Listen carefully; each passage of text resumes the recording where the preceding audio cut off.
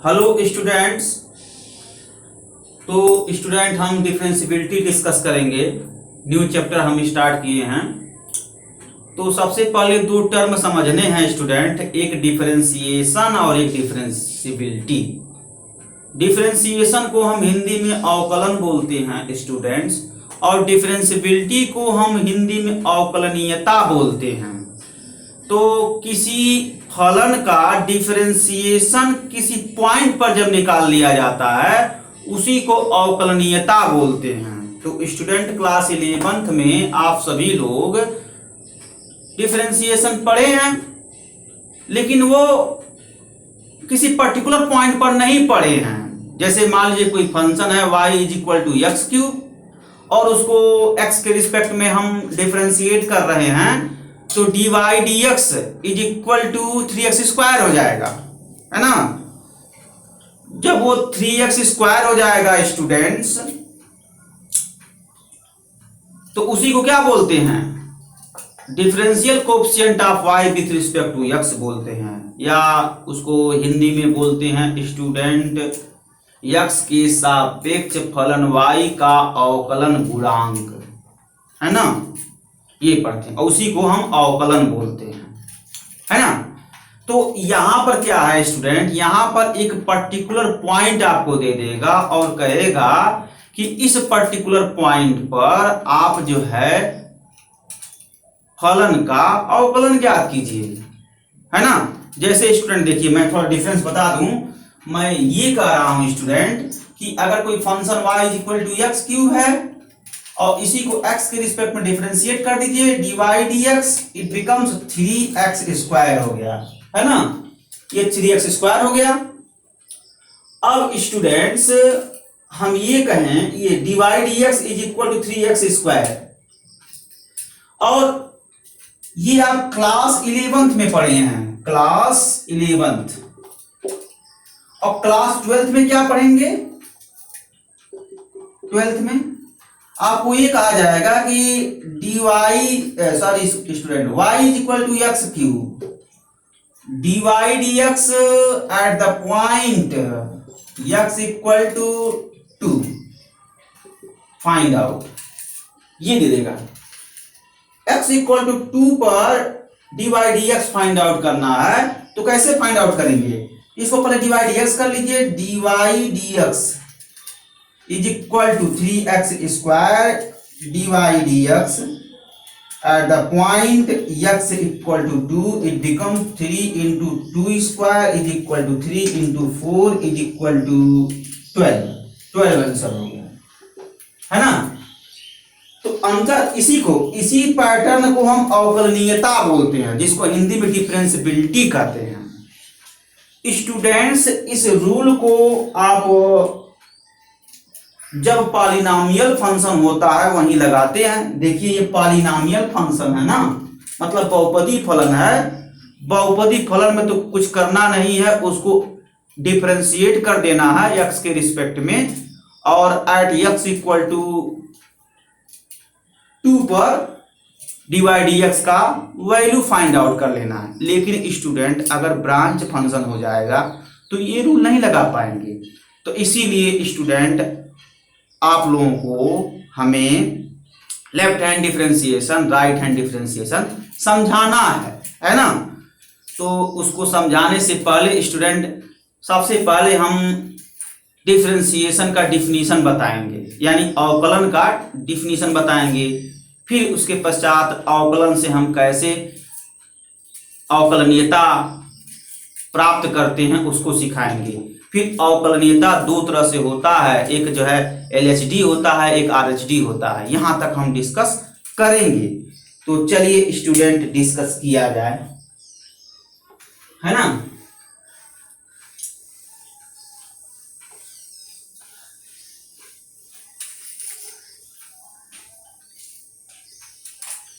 Student आप एक फलन कंसीडर कर लीजिए, फलन का चर x हो। तो student y is equal to f x जहां x चर है, है ना, चर है। तो इसका मतलब क्या हुआ स्टूडेंट, ये फंक्शन है ना, y is equal to f x है। अब देखिए कौन किस पर निर्भर है और कौन स्वतंत्र है ये देखा जाता है ना। तो देखिए y is equal to f x, x स्वतंत्र है और y एक्स पर निर्भर है, y एक्स पर निर्भर है। तो जैसे देखिए आप अपने माता पिता पर निर्भर हैं, है ना। माता पिता अगर रिच हैं तो आप जो है ऐशो आराम का लाइफ आपका बीतेगा, अगर रिच नहीं है तो परेशानी आएगी। तो चेंज कौन कर रहा है, आपके माँ बाप चेंज कर रहे हैं, और माँ बाप जैसे चेंज कर रहे हैं वैसे आप भी चेंज हो जा रहे हैं ना। तो अगर देखा जाए तो आप क्या हैं, माँ बाप पर निर्भर हैं, और माँ बाप क्या हैं, स्वतंत्र हैं, है ना। ठीक उसी तरीके से यह फंक्शन है, फंक्शन भी वही नेचर फॉलो करेगा। वही नेचर का मतलब y is equal to f x है, तो x जो है स्वतंत्र है और y x पर निर्भर है। x अगर चेंज करेगा तो y चेंज करेगा, y मतलब फंक्शन, फंक्शन भी चेंज करेगा, है ना। तो चलिए हम फंक्शन को चेंज करें, है ना। तो स्टूडेंट जब फंक्शन को चेंज करने वाली बात आती है तो या तो आप x को बढ़ा दीजिए या तो x को घटा दीजिए। तो दो पॉसिबिलिटी बना ना। तो अगर बढ़ाएंगे तो राइट हैंड लिमिट आ गया, घटाएंगे तो लेफ्ट हैंड लिमिट आएगा नहीं आएगा, आएगा। तो इन जनरली अगर हम यहाँ बढ़ा दें स्टूडेंट, तो बढ़ा करके फार्मूला बनाया गया है वो, और आप जानते हैं LHD is equal to RHD है। तो RHD का जो वैल्यू होगा वो LHD के बराबर होगा। तो जो फार्मूला आप पढ़ते हैं limit h tends to 0 f x plus h minus f x upon h, ये जो है बढ़ा करके प्राप्त किया गया है। चलिए वही एक बार और रिवाइज कर देते हैं उसी फार्मूले को। देखें y is equal to f x plus delta x, है ना। देखिए अब इस वेरिएबल को हम बढ़ा दिए, कितना बढ़ाए हैं, डेल्टा एक्स बढ़ाए हैं। जब डेल्टा एक्स बढ़ाएंगे तो y भी बढ़ेगा, बढ़ेगा तो नहीं बढ़ेगा, y बढ़ गया। अब टोटल कितना बढ़ेगा, तो ये delta y plus delta y minus y is equal to f x plus delta x minus f x, है ना। y से y कैंसिल हो गया, delta y is equal to f x plus delta x minus f x है। अब rate of change निकाल लीजिए, किसके वजह से y बढ़ रहा है, ये सोचिए, किसके वजह से y बढ़ रहा है, किसके वजह से बढ़ रहा है। x को हम बढ़ा रहे हैं तो y बढ़ रहा है, तो कितना बढ़ाए हैं, डेल्टा x बढ़ाए हैं, तो डेल्टा x से डिवाइड कर दीजिए इक्वेशन में, डेल्टा x से डिवाइड, डेल्टा x से डिवाइड।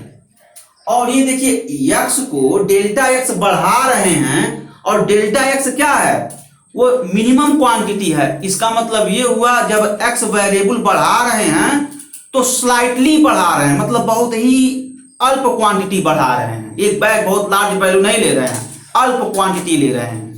तो अल्प क्वांटिटी लेने का मतलब क्या है, डेल्टा x टेंड्स टू 0 यानी मिनिमम क्वांटिटी है। तो दोनों साइड में लिमिट ले लीजिए, तो दोनों पक्षों में ले सकता ना स्टूडेंट, इक्वेशन है तो दोनों पक्षों में लिमिट ले सकते हैं, दोनों पक्षों में, दोनों पक्षों में x के सापेक्ष दोनों पक्षों में limit delta x tends to 0 लेने पर समीकरण के दोनों पक्षों में लिमिट यही डेल्टा x टेंड्स टू 0 ले लीजिए। तो जब लेंगे तो क्या हो गया, limit delta x tends to 0 delta y delta x is equal to limit delta x tends to 0 f x plus delta x minus f x upon delta x, है ना। तो स्टूडेंट्स इसको हम क्या बोलते हैं, ये dy dx is equal to limit delta x tends to 0 f x plus delta x minus f x upon delta x. ये क्वांटिटी है स्टूडेंट्स, है ना, ये आ गया। अब इस डेल्टा एक्स को एच ले लीजिए, जो आपके बुक में फार्मूला दिया है, नहीं तो आप कहेंगे सर बुक में तो मिल ही नहीं रहा है, फार्मूला है। तो यहाँ पर डेल्टा एक्स को आप एच ले लीजिए, तो यहाँ एच टेंस टू 0, यहाँ पर एच होगा, डेल्टा एक्स के प्लेस पर ये भी एच हो जाएगा। तो delta x is equal to h लेने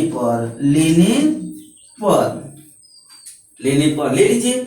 जब लेंगे स्टूडेंट तो क्या आएगा आपका, आ जाएगा dy dx it becomes limit delta x tends to 0 तो हो जाएगा h tends to 0 f x plus h minus f x upon h, ये है। और यहां से देखिए इसका वैल्यू dy dx है, किसके प्लेस पर, इसके प्लेस पर है। यहां पर लिख सकते हैं डाइटीज करके, अर्थात dy dx का जो डेफिनेशन है वो क्या है, limit delta x tends to 0 del y by del x है। यहां पर बाई शब्द नहीं होगा, dy बाई dx नहीं बोलेंगे स्टूडेंट्स, यहां पर बाई बोल सकते हैं, क्योंकि x के सापेक्ष y में परिवर्तन है, यानी रेट ऑफ चेंज है यह, तो यहां पर बाई लगा सकते हैं। और यहां पर dy dx है, इस टाइप का है। तो कैसे बोलेंगे, देखिए x के सापेक्ष फलन y में होने वाला परिवर्तन ही फलन y का अवकलन गुणांक कहलाता है। x के सापेक्ष फलन y में होने वाला परिवर्तन ही फलन y का अवकलन गुणांक कहलाता है, जिसको हम dy dx is equal to limit delta x tends to 0 del y del x पढ़ते हैं। इसको dy dx पढ़िए या ddx ऑफ y पढ़िए, but student dy upon dx न पढ़िए। आप लोग मैक्सिमम लोग dy अपॉन dx ही पढ़ते हैं, बट जब इंटरव्यू में जाते हैं तो वहां फ्लॉप हो जाते हैं। एक छोटा सा एरर आपको जो है इंटरव्यू से बाहर कर देगा। अभी तो है, चलिए एरर है, कोई दिक्कत नहीं, dy बाई dx पढ़ लेते हैं, कोई दिक्कत नहीं है। बुक में तो स्पष्ट लिखा है ddx ऑफ y पढ़िए, और नहीं तो dy dx पढ़िए। तो होता क्या है कि ddx ऑफ y कहने में थोड़ा बड़ा क्वांटिटी है, लोग dy बाई dx ही पढ़ते हैं। dy बाई क्यों लगा रहे हैं, अगर शॉर्ट में पढ़ना है तो dy dx बोल दीजिए, है ना। तो इस बात का ध्यान रखिएगा, dy dx है यह। फलन y का x के सापेक्ष होने वाला परिवर्तन ही फलन y का अवकलन गुणांक कहलाता है ना स्टूडेंट। अब यहीं से अवकलनीयता निकल करके आता है, यहीं से क्या आता है स्टूडेंट, अवकलनीयता निकल करके आता है ना। अवकलनीयता क्या होता है, इसी dy dx का जो वैल्यू लिखेंगे किस पॉइंट पर लिखेंगे, किसी पर्टिकुलर पॉइंट पर लिख देंगे। इसी dy dx का जो वैल्यू लिखेंगे स्टूडेंट, वो किसी पर्टिकुलर पॉइंट पर लिखेंगे, इस बात का ध्यान रखिएगा, है ना। तो चलें स्टूडेंट वो भी कर लिया जाए, वो अवकलनीयता हो जाता है।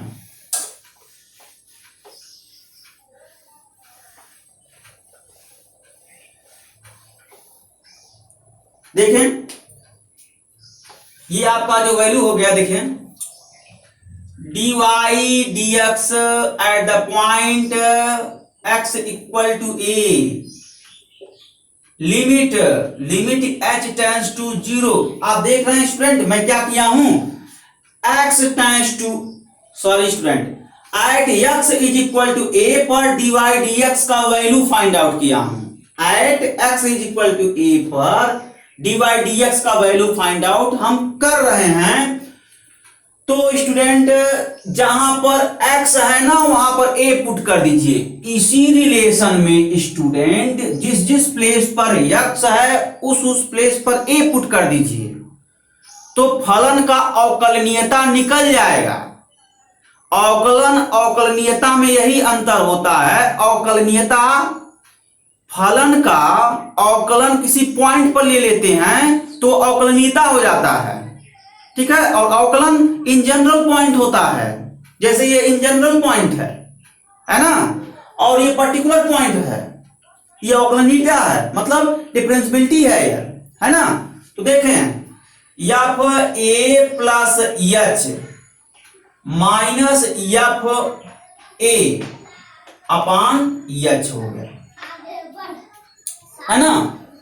तो देखें student, limit h tends to 0 f a plus h minus f a upon a plus h minus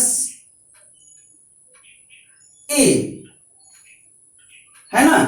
जो क्वांटिटी है ना student a plus h minus a, वो मैं यहां लिखा हूं। तो अब ए प्लस एच के प्लेस ए प्लस एच क्या है, वेरिएबल है। क्यों? क्योंकि यहां से देखिए स्टूडेंट, ये वेरी कर रहा है। जैसे देखें स्टूडेंट ध्यान से, ए प्लस एच टेंड्स टू 0, देखिए एच वेरी कर रहा है ना।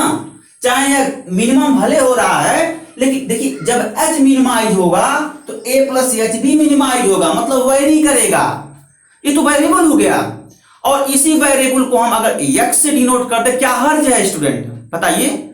इसी वेरिएबल को हम x से डिनोट कर दें तो इसमें क्या हर्ज है? तो आप ऐसे भी कह सकते हैं एनालिसिस में कि चूंकि h टेंड्स टू 0, मतलब h बदल रहा है।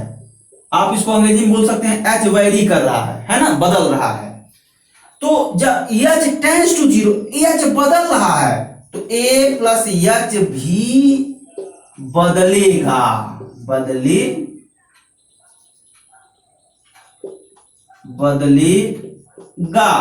ये बदल गया नहीं बदल गया? बदल गया। तो अब a प्लस एच बदल रहा है, मतलब a प्लस एच वेरी कर रहा है। इसी को तो हम चर बोलते हैं स्टूडेंट। यही ना चर है, जो वेरी करे, और जो वेरी ना करे वो क्या है? वो अचर है। यहां वेरी कर रहा है, ये चर है ना। तो अगर ये बदल रहा है तो मैं ले लिया कि x is equal to a plus h, ले लिया। जनरली हम वेरिएबल को x से ही डिनोट करते हैं ना स्टूडेंट, तो वेरिएबल को हम x से डिनोट कर लिए। सामान्य तौर पर चर को हम x से डिनोट करते हैं, x से डिनोट कर लिए। तो ठीक है ना, ये चर है जिसको हम x से डिनोट कर लिए। अब इसी को हम यहां पुट कर दें, जहां जहां a प्लस एच है वहां पर हम x पुट कर लें। तो देखिए क्या फार्मूला निकल करके आ रहा है स्टूडेंट्स, ये आपका हो जाएगा dy dx at the point x equal to a, और ये आपका निकल करके आया dy dx at the point x equal to a is equal to limit.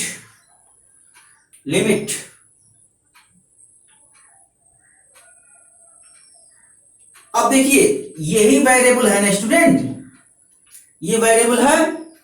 तो हम क्या कर रहे हैं,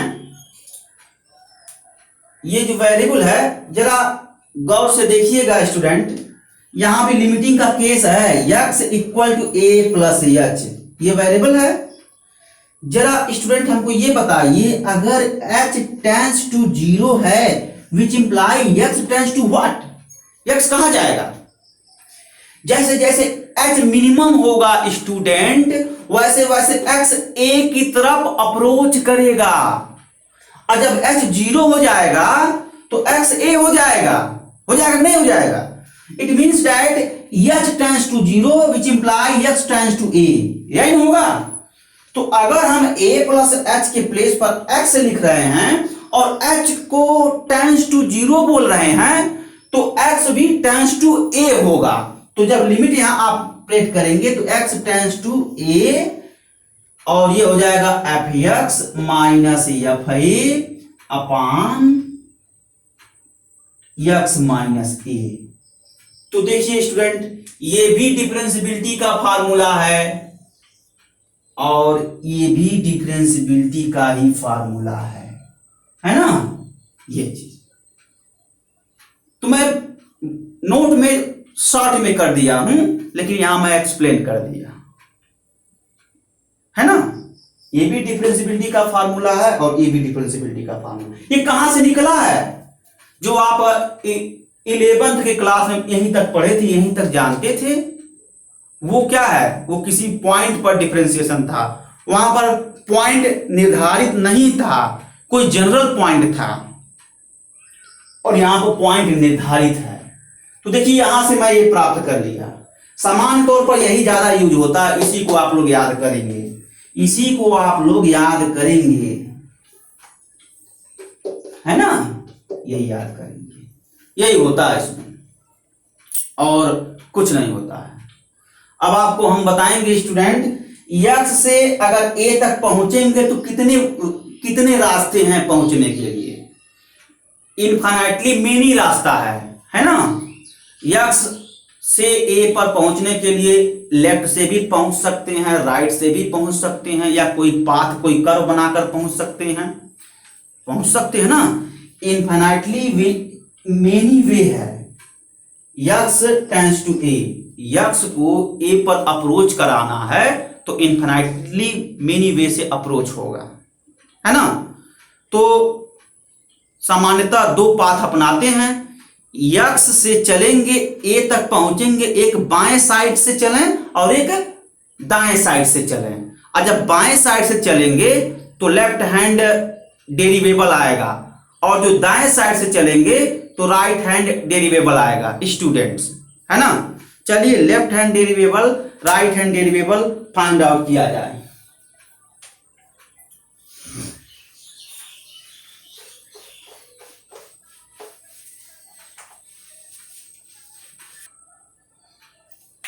स्टूडेंट देखिए, लेफ्ट हैंड डेरिवेबल को हम लेफ्ट हैंड डिफरेंशिएशन भी बोलते हैं। तो चलें क्या करेंगे, पहले तो आप डिफरेंशियबिलिटी का फार्मूला लिखेंगे। क्या होता है? Divide x at the point x equal to a, it becomes f x minus f a upon x minus a, limit x tends to a. और इसको क्या लिख सकते हैं स्टूडेंट? एफ डैश ए लिख सकते हैं ना। It becomes limit x tends to a f x minus f a upon x minus a. और इसको क्या लिख सकते हैं? F dash x at the point x equal to a is equal to limit x tends to a f x minus f a upon x minus a हो गया। अब चलिए लेफ्ट हैंड डेरिवेबल कैलकुलेट किया जाए। अब हमको x से a पर अप्रोच करना है, यही टर्निंग पॉइंट है स्टूडेंट, ध्यान से देखिए। x से a पर अप्रोच करना है तो हम x से a पर बाएं साइड से अप्रोच करेंगे। जब बाएं साइड से अप्रोच करेंगे, यही देखिए ये a है ना, ये देखिए ये बायां साइड है और ये दायां साइड है, हम यहां से अप्रोच कर रहे हैं। जब यहां से अप्रोच करेंगे स्टूडेंट, कभी भी x का मान a से एक इक्वल नहीं होगा। लिमिटिंग केस में नहीं इक्वल होता है, x इक्वल टू a होता है, बट लिमिट में x टेंड्स टू a होता है। तो हमेशा बाएं साइड से अगर अप्रोच करेगा तो x tends to a minus होगा, और जब दाएं साइड से अप्रोच होगा स्टूडेंट तो x tends to a plus होगा, है ना। तो हम बाएं साइड से अप्रोच कर रहे हैं, इसका मतलब क्या हुआ? इसका मतलब ये हुआ x का मान a से कुछ कम होगा, x का मान a से कुछ कम होगा। तो कम कर दीजिए, मान लीजिए a माइनस आप डेल्टा कर दीजिए, है ना, a माइनस डेल्टा कर दीजिए। अब वही जहां जहां पर x है स्टूडेंट, वहां पर a माइनस डेल्टा आप यूज कर लीजिए, ठीक है। तो चलिए किया जाए। तो f dash x at x equal to a minus, ये देखिए यही मैं लगा रहा हूं, x equal to a minus is equal to limit x tends to a minus f x minus f a upon x minus A.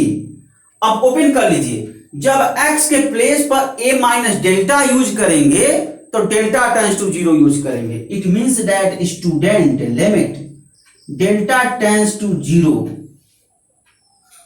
F x के place पर क्या यूज करेंगे, this quantity a minus delta, जहां जहां पर x है वहां पर a माइनस डेल्टा यूज करिए, a minus delta minus f a upon, यह आपका हो जाएगा a minus delta minus a.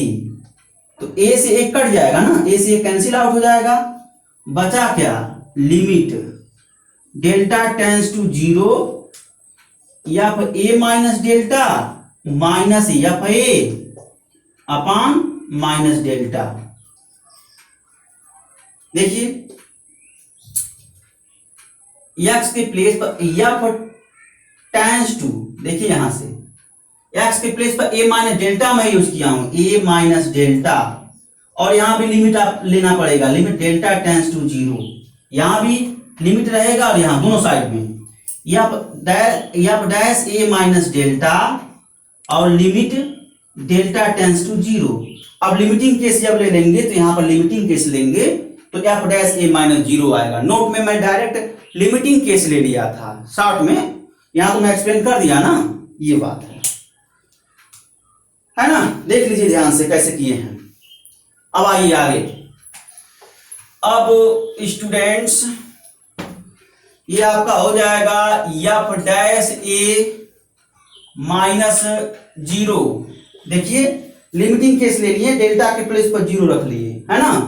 तो ये हो जाएगा आपका limit delta tends to zero, limit delta tends to zero, और ये क्या होगा, इसमें माइनस कॉमन ले लीजिए अंश से, तो होगा क्या, F a minus delta upon delta. जब माइनस कॉमन लेंगे तो ये माइनस और ये माइनस प्लस हो जाएगा ना। तो ये आपका सिचुएशन आया। अब जहां पर डेल्टा है स्टूडेंट उसको एच कर लीजिए, क्योंकि आप लोग एच में ज्यादा याद करते हैं।